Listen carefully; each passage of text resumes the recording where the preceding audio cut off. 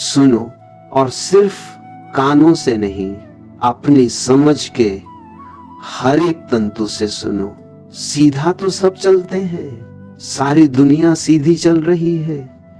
एक भीड़ है जो अंधी होकर भागी जा रही है, और तुमने कभी रुककर पूछा नहीं कि हम सीधे क्यों चल रहे हैं? क्या सीधा चलने से हम कहीं पहुंच गए हैं? सदियों से इंसान सीधा चल रहा है, सीधी लकीर पर, सीधे रास्तों पर, लेकिन मंजिल तो कहीं दिखाई नहीं देती। बेचैनी बढ़ती जा रही है, पागलपन बढ़ता जा रहा है, और दिमाग तो जैसे एक बंद कमरे में बदल गया है, जहां हवा आने का भी कोई रास्ता नहीं बचा। आज मैं तुम्हें एक बहुत ही अजीब बात कहने जा रहा हूं, इतनी अजीब कि शायद तुम्हारा तर्क इसे मानने से इनकार कर दे। तुम्हारा लॉजिक कहेगा कि यह पागलपन है, लेकिन याद रखना, जहां तुम्हारा लॉजिक खत्म होता है, वहीं से जीवन का असली जादू शुरू होता है। मैं तुमसे कहने आया हूं, उल्टा चलो। हाँ, तुमने ठीक सुना, उल्टा चलो। चीन और जापान के प्राचीन मठों में, जहां जीवन को सिर्फ जिया नहीं जाता, बल्कि जीवन के एक एक रहस्य को उघाड़ कर देखा जाता है, वहां बौद्ध भिक्षु सुबह सुबह, जब सूरज अभी निकला भी नहीं होता, अजीब हरकतें करते हुए मिल जाएंगे। वे सीधे नहीं चल रहे होते, वे उल्टे चल रहे होते, पीछे की तरफ। अगर तुम उन्हें देखोगे तो तुम्हें लगेगा कि ये पागल हो गए, दुनिया आगे जा रही है और ये पीछे जा रहे, क्या इन्हें दिखाई नहीं देता? लेकिन नहीं, अंधे वे नहीं हैं, अंधे तुम हो।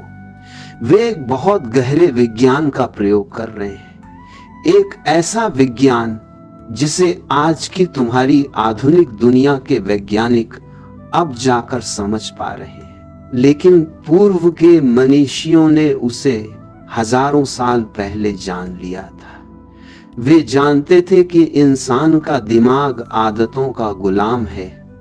जरा अपने जीवन को देखो, सुबह उठते हो, उसी तरफ से बिस्तर से उतरते हो, वही चप्पल पहनते हो, उसी रास्ते से बाथरूम जाते हो, उसी हाथ से ब्रश उठाते हो, उसी रास्ते से ऑफिस जाते हो।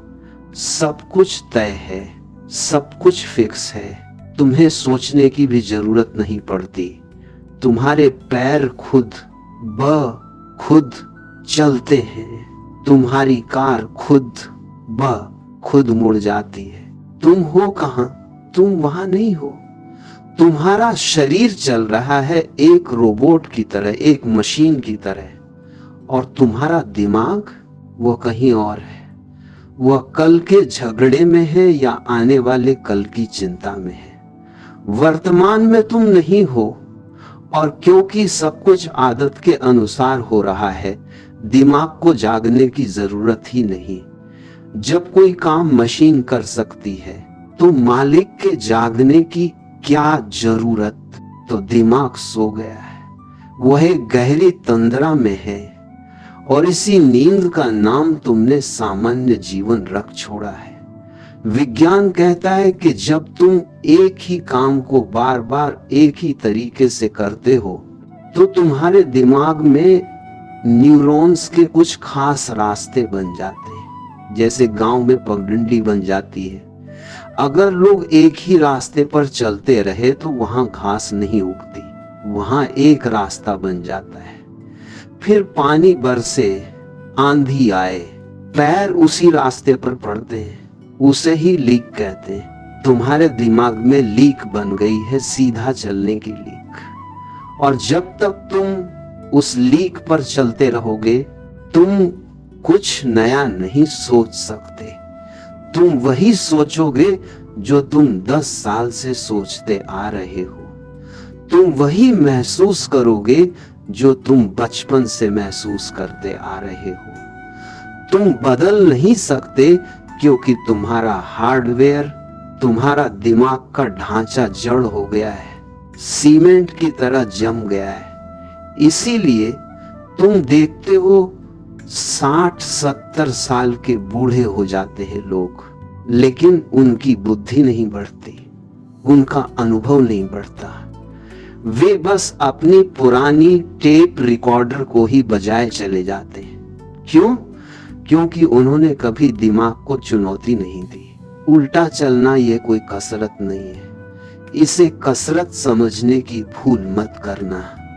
जिम में जाकर पसीना बहाना और बात है, वहां तुम शरीर बना रहे हो, लेकिन दिमाग वहां भी सो रहा है। ट्रेडमिल पर तुम दौड़ रहे हो, लेकिन दिमाग में वही पुराना कचरा चल रहा है।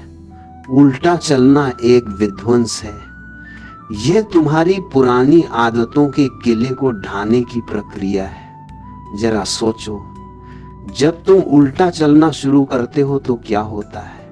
अभी इसी वक्त अगर तुम खड़े हो जाओ और पीछे की तरफ चलने की कोशिश करो तो क्या होगा? अचानक तुम्हारा सारा ध्यान तुम्हारे पैरों पर आ जाएगा। अचानक तुम्हारी नींद टूट जाएगी। क्यों? क्योंकि दिमाग के पास इसका कोई रिकॉर्ड नहीं है। दिमाग के पास उल्टा चलने की कोई पगडंडी नहीं बनी हुई है। ये उसके लिए एकदम नया है, एकदम अपरिचित। और जैसे ही कोई चीज अपरिचित होती है, दिमाग को जागना पड़ता है, उसे अलर्ट होना पड़ता है। खतरा है ना, पीछे खाई हो सकती है, दीवार हो सकती है, पत्थर हो सकता है, तुम गिर सकते हो। ये जो गिरने का डर है, ये जो असुरक्षा है, यही तो वो चाबी है। सदियों से हमने सुरक्षा खोजी है और सुरक्षा ने हमें मार डाला।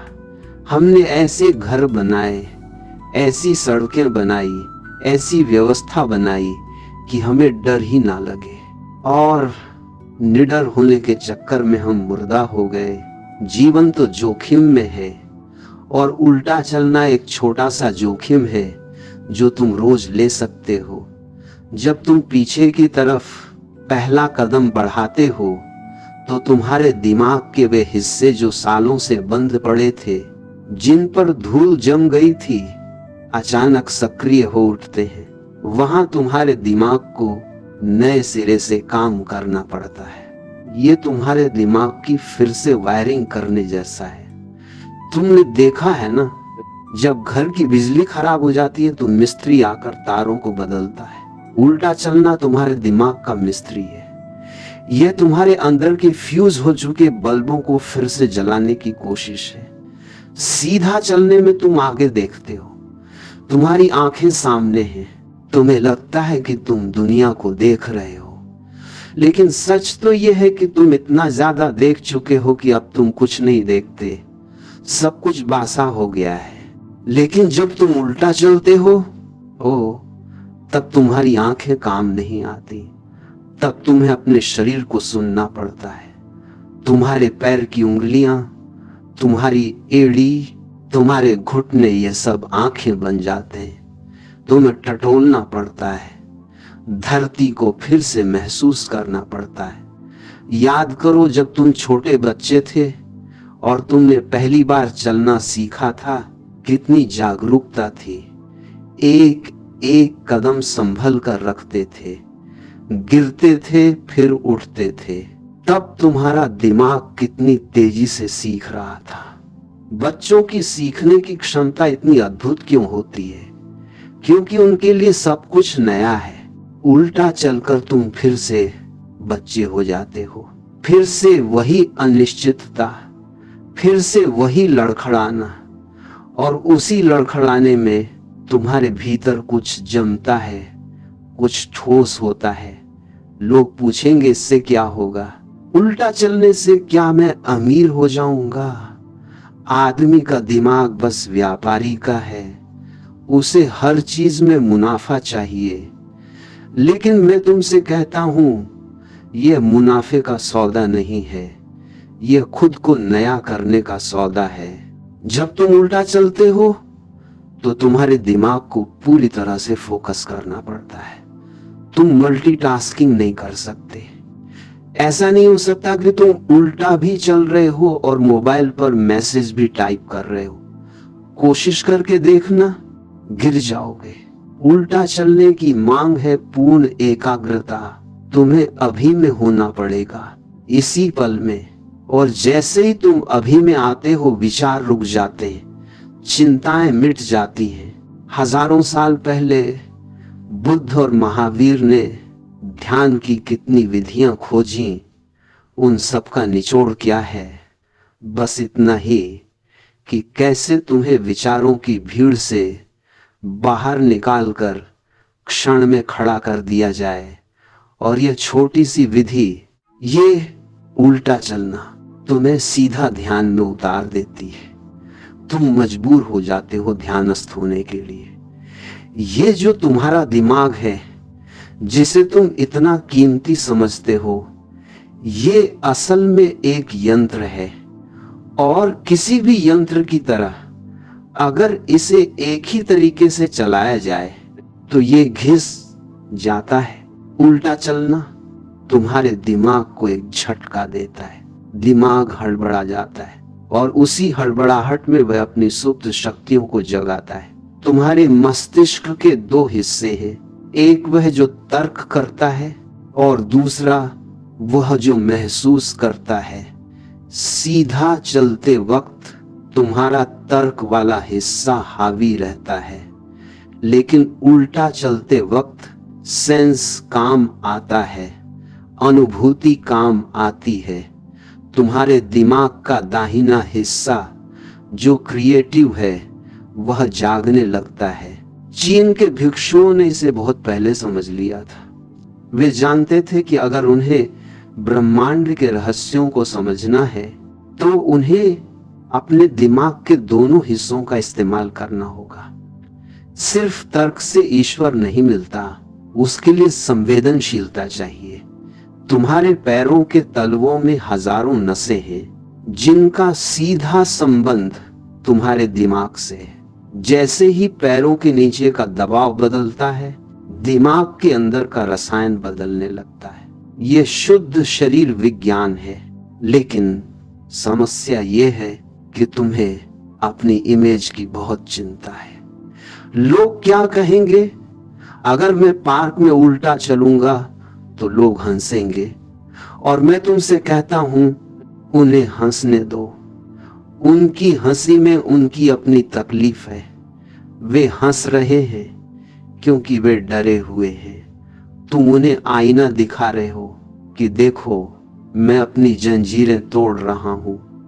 जब कोई भीड़ से अलग चलता है तो भीड़ उसे बर्दाश्त नहीं कर पाती, लेकिन उस मजाक को सहने की शक्ति पैदा करना भी एक साधना है।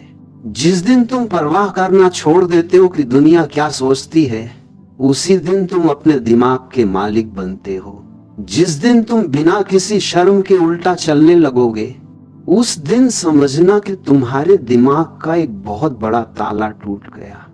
ये सिर्फ चलने की बात नहीं, ये एक विद्रोह है, अपनी ही बेहोशी के खिलाफ विद्रोह। तुमने अपने घुटनों और रीढ़ की हड्डी का भी बुरा हाल कर रखा है। सीधा चल चल कर शरीर का सारा भार कुछ खास हड्डियों पर ही पड़ता रहा है। वे घिस गई हैं। जब तुम उल्टा चलते हो तो जो मांसपेशियां सो रही थी वे अचानक जाग जाती हैं। तुम्हारे घुटनों पर पड़ने वाला दबाव कम हो जाता है और वह भार तुम्हारी जांघों की मांसपेशियों पर शिफ्ट हो जाता है। यह संतुलन है।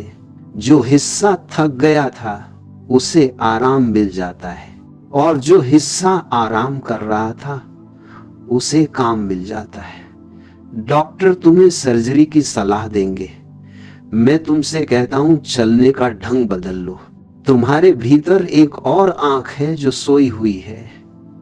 वैज्ञानिक उसे प्रोप्रियोसेप्शन कहते हैं, बिना आंखों के देखने की क्षमता।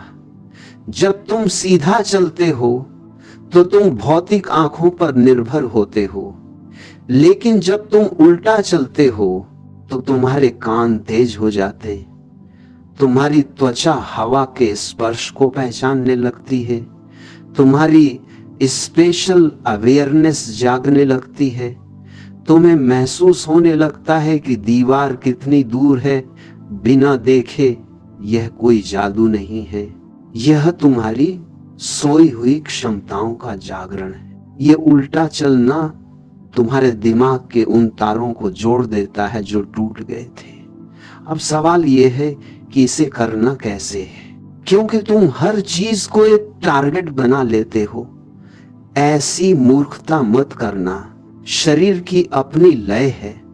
शुरुआत करो बहुत धीमे से, किसी सुरक्षित जगह पर, पार्क में, जहां घास हो। इसे खेल बनाओ।